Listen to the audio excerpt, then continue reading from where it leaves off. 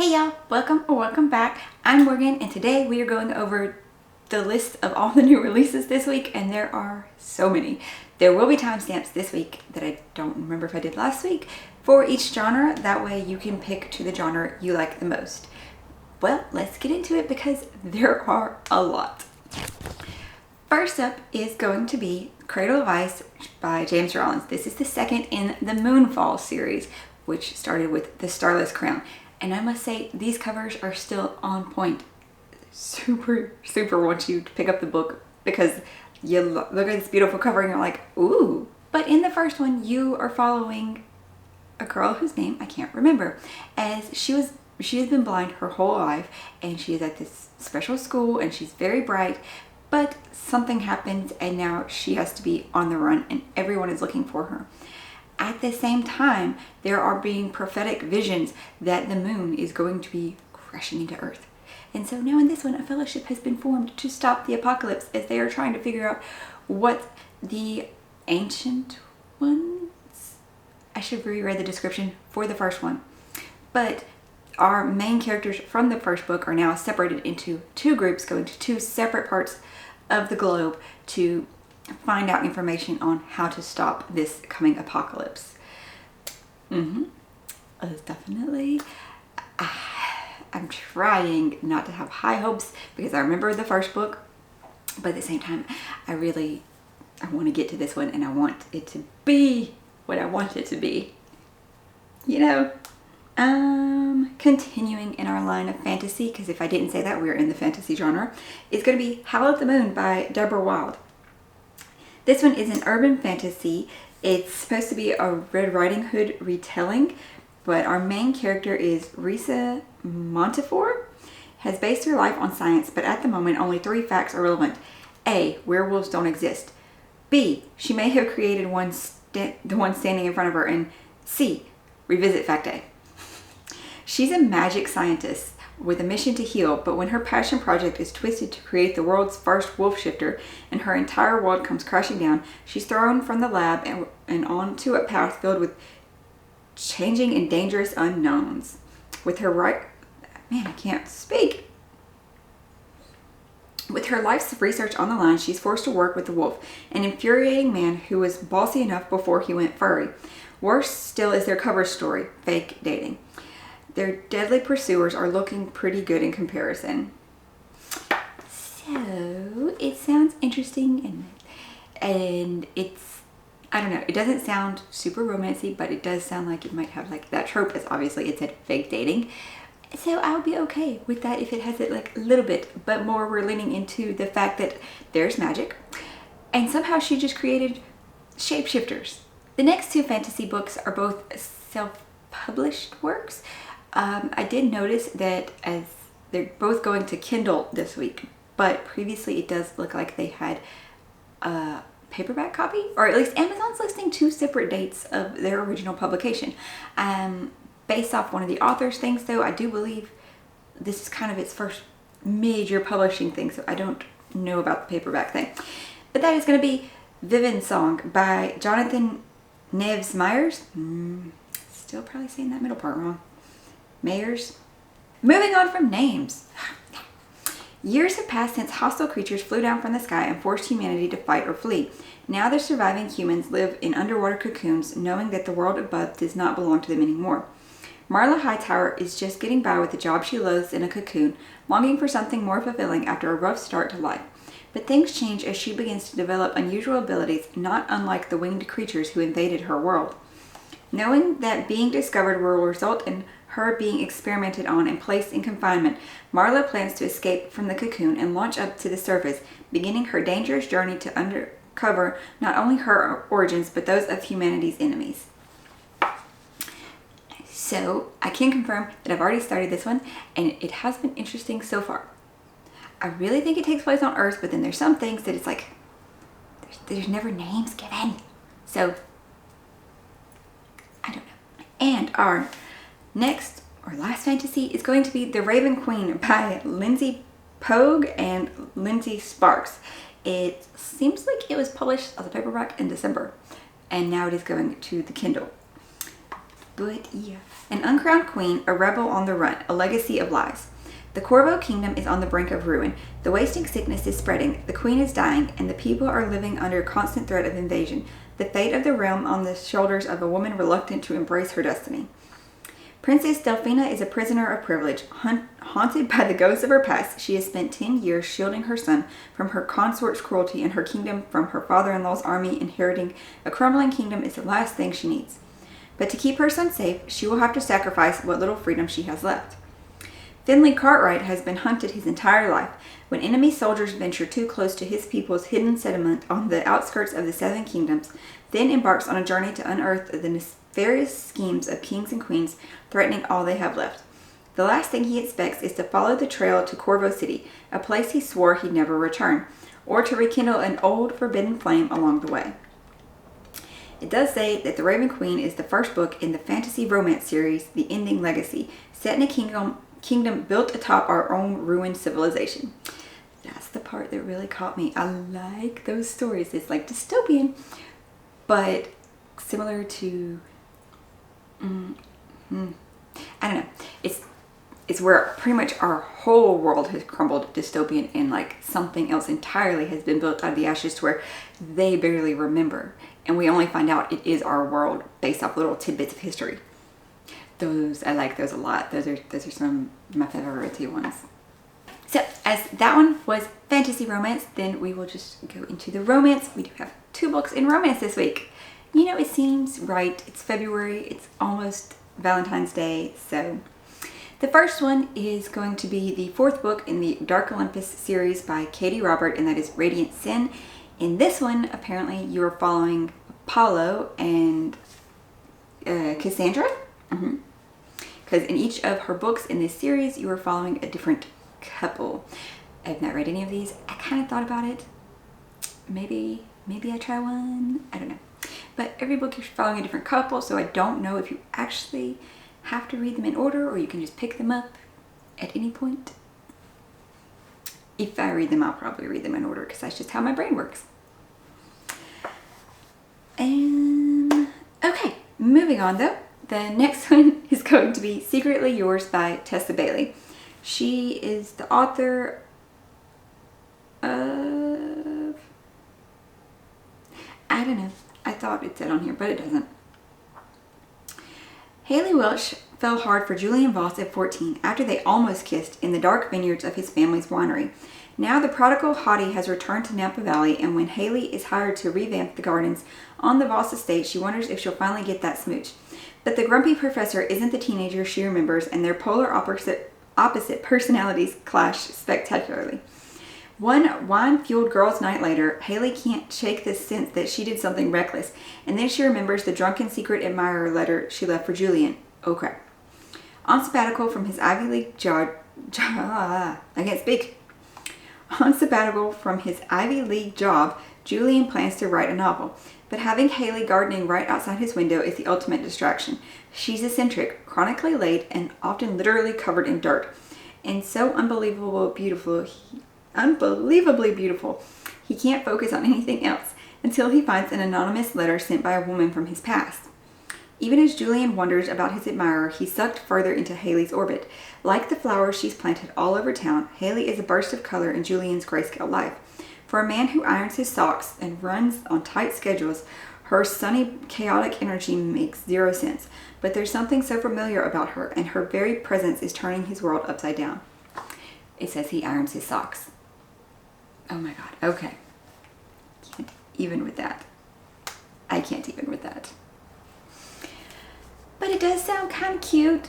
It sounds cutesy. So we have the Grump and Sunshine trope and a second chance thing going on there. Okay. And now into regular fiction, though this one does have the hints of romance, but it is just a general fiction. And it is The Love Scribe by Amy Meyerson. Says, when Alice's best friend Gabby is reeling from a breakup, Alice writes her a heartfelt story to cheer her up. While reading it in a cafe, Gabby, as if by magic, meets the man of her dreams. Thinking the story might have some special power to it, Gabby shares it with her sister and other friends, who all find instant love. Word of mouth spreads and Alice stumbles upon a new calling, to be a love scribe. But not all love stories she writes unfold as expected, and while Alice tries to harness her extraordinary gift, she is summoned to a mansion in the woods where she encounters the reclusive Madeline Alliger and her mysterious library. As Alice struggles to write a story for Madeline, her most challenging assignment yet, she is forced to confront her own guarded heart, because maybe, just maybe, there's a love story waiting to be written for her too. So that sounds sweet. So it has the hints of, people finding love, but not romance. So it sounds so sweet. And also books. Our next one is more magically, in like a fully magic sense, and that is Vinco by Cherry Dimelin. Okay. Pass all the blurbs. Matthias Millennial Lucky St. James is barely hanging on when she learns she'll be evicted from the tiny Toronto apartment she shares with her cankerous but loving grandmother Stella. But then one night, something strange and irresistible calls out to Lucky. She burrows through a wall to find a tarnished silver spoon humming with otherworldly energy etched with a crooked-nosed witch and the word Salem. Lucky is familiar with magic of her indigenous ancestors, but she has no idea that the spoon connects her to a teeming network of witches across North America who have been anxiously awaiting her discovery.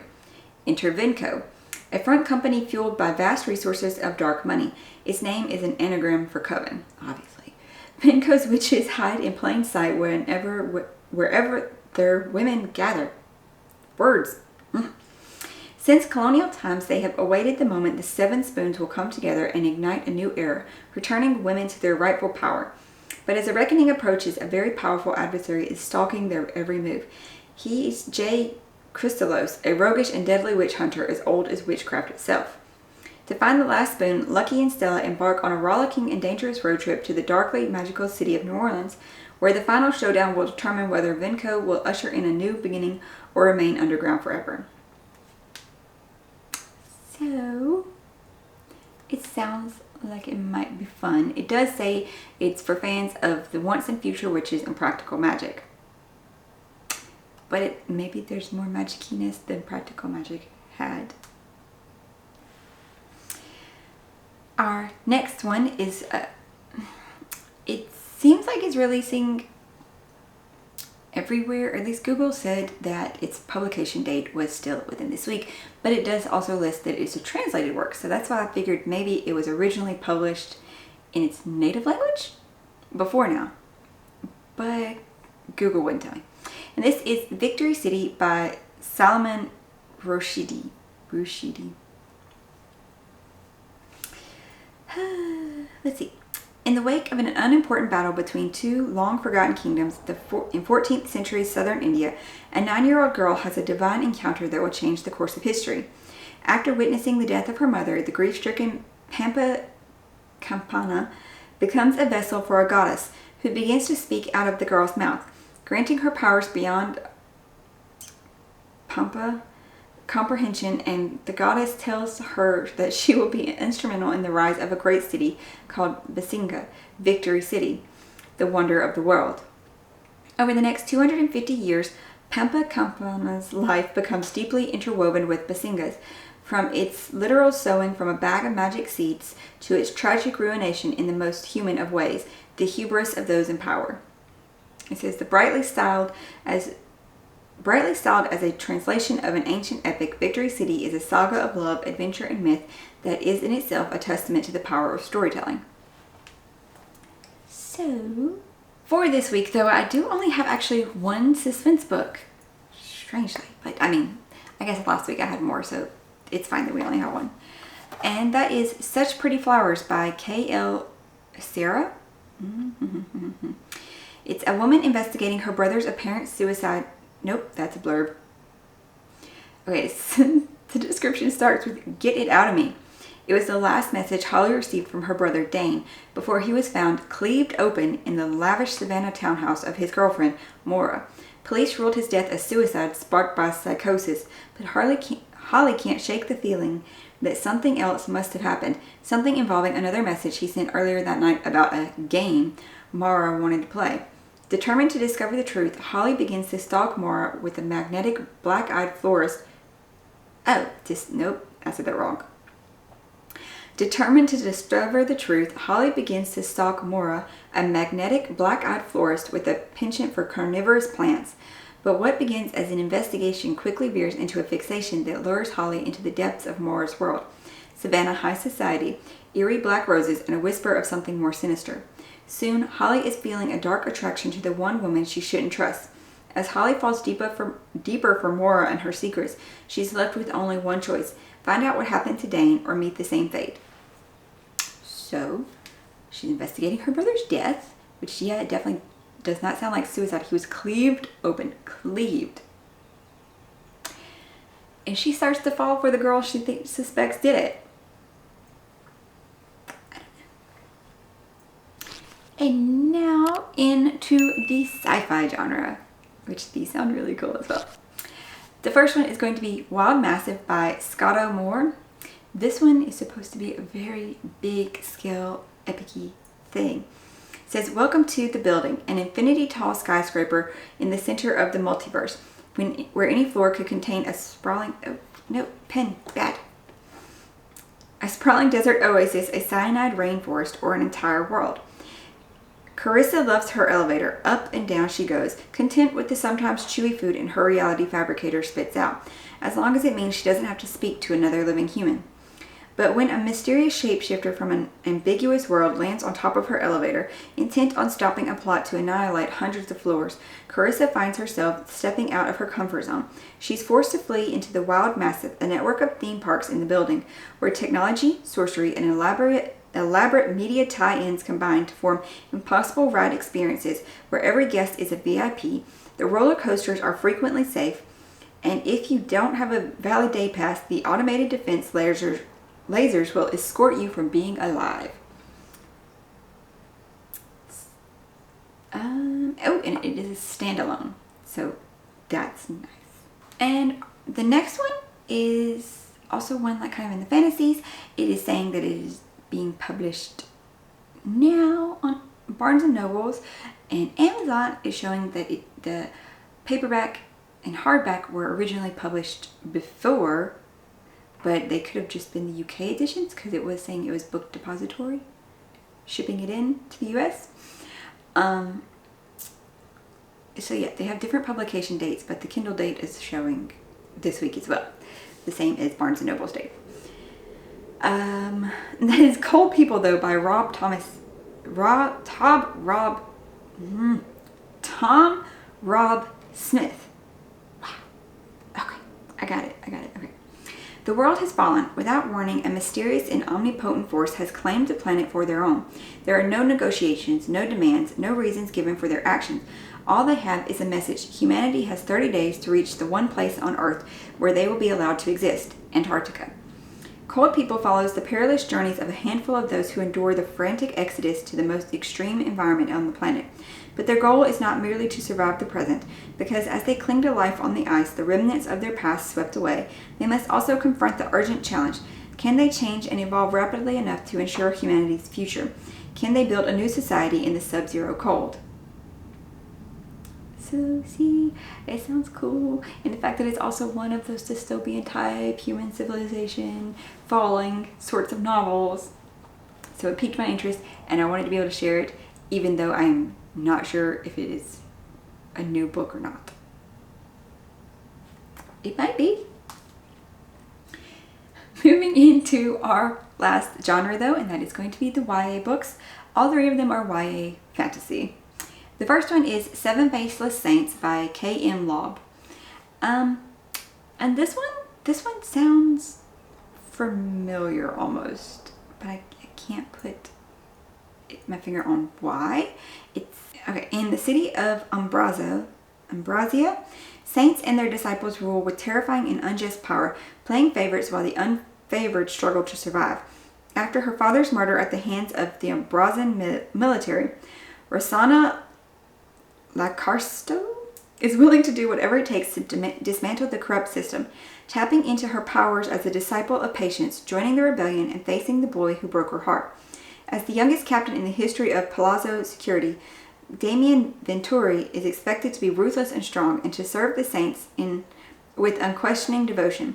But 3 years spent fighting in a never-ending war have left him with deeper scars than he wants to admit, in fear of confronting the girl he left behind. Now a murderer stalks Ambrosia's citizens. As the body count climbs, Palazzo is all too happy to look the other way. That is, until a disciple becomes the newest victim. With every lead turning into a dead end, Damien and Roz must team up to find the killer, even if it means digging up buried emotions.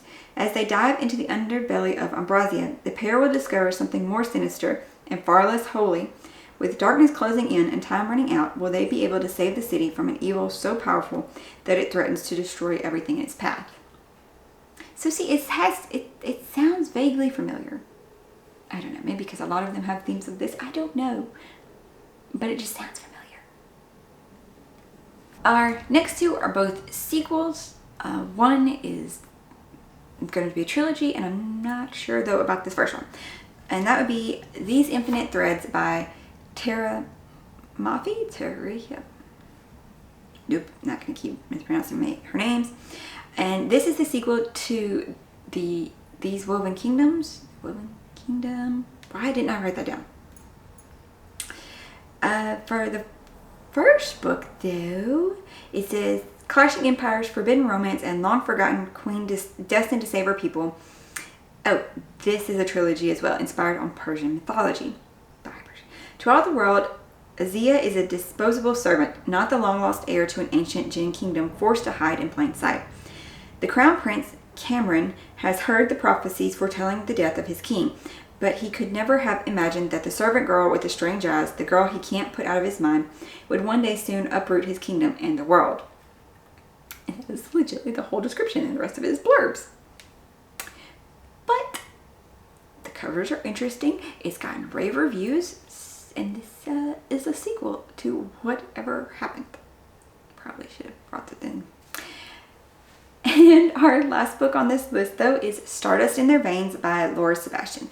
This one is the sequel to Castles in Their Bones that came out last year. And it is also a trilogy, which is good because of how she keeps leaving off the books in like this, not exactly cliffhanger, but like it's a detail that changes the way you thought about some of the things that had been happening.